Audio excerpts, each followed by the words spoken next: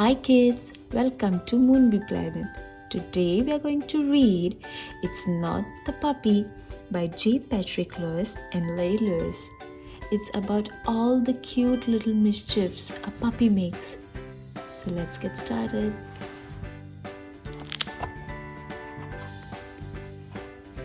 Who digs like she's in a race to find the perfect hiding place? It's not the puppy. When he waves his furry tail, who knocks down the garbage pail? It's not the puppy. Through the back door, down the hall, who is that chasing the bouncy ball? It's not the puppy. Who makes such a squeaky noise bouncing on the baby's toys? It's not the puppy.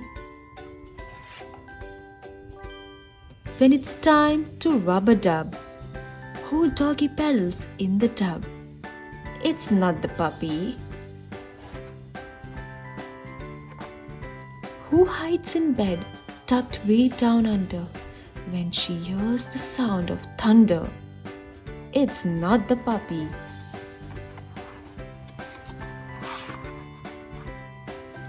If you open up your eyes to a big wet kiss surprise, it is the puppy.